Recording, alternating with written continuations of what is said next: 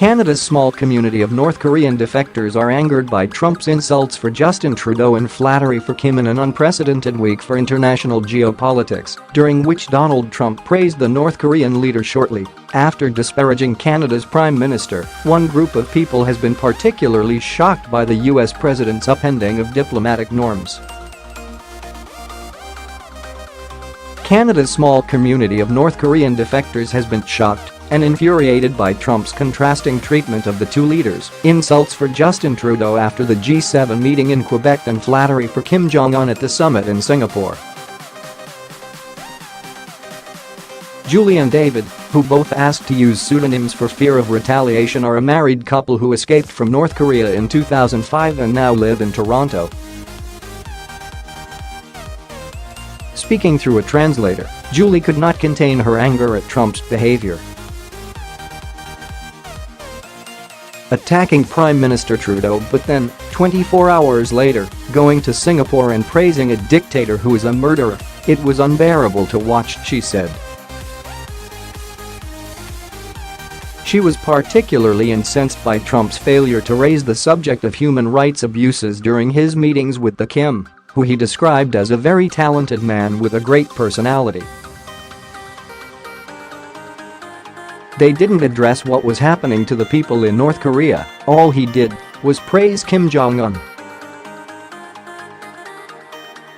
Unbelievable, said Julie.Between 80,000 and 120,000 political prisoners are held in North Korean prisons, according to a UN Commission of Inquiry, which found that the regime's crimes included extermination, murder, enslavement, torture, imprisonment, rape, forced abortions and other sexual violence, persecution on political, religious, racial and gender grounds, the forcible transfer of populations, the enforced disappearance of persons and the inhumane act of knowingly causing prolonged starvation. Julie, 44, worked in a fishery company but defected in 2005 after being imprisoned for her political beliefs. She escaped through China but was forced to leave her 10-year-old son behind. He was finally reunited with her 4 years later. She met her husband David, 43, in a refugee settlement in South Korea, and the couple emigrated to Canada in 2008. Their sentiments over Trump's treatment of Kim were shared by many defectors and their supporters in Canada. Jacqueline An, a Toronto lawyer, has represented many exiles over the years and helped win the release last year of Hyeon Soo Lim, a Canadian pastor who was given a life sentence with hard labor for allegedly meddling in North Korean state affairs. She described Trump's actions as a complete mockery of democracy and celebration and admiration of a dictatorship. "It's absolutely deplorable," and said many North Koreans see Canada as a safe haven far from the reach of Kim's regime.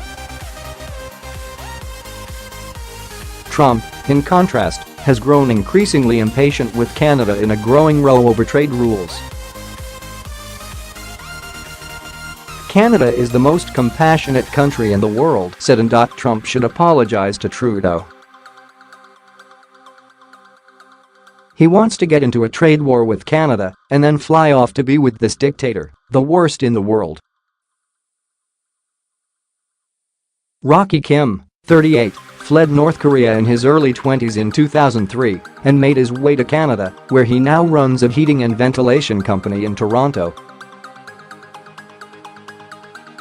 In North Korea, he spent time in the labor camps and recalls seeing people die of hunger. "It's not a normal country," he insists in a phone interview. "It's a dynasty, with the people living in slavery." Kim said he thought the US president was blinded by his desire to land a historic deal with the Pyongyang regime, but came away empty-handed. He got nothing. Kim did not promise to agree to denuclearization. In Singapore, Kim Jong-un signed a joint statement committing to denuclearization, but it was a vaguely worded commitment that the regime has made several times before, and Rocky Kim said he thought that North Korea will never give up its nuclear weapons. For North Korea's leaders, it's very important to have nuclear weapons to protect themselves, he explains. I don't think Kim Jong-un will give them up. Never, ever. Trump has fallen into a trap. North Korean refugee claim numbers to Canada have varied in recent years. There were 720 claims in 2012. The numbers then dropped to 150 claims in 2013, less than 5 in 2014, and none at all in 2015.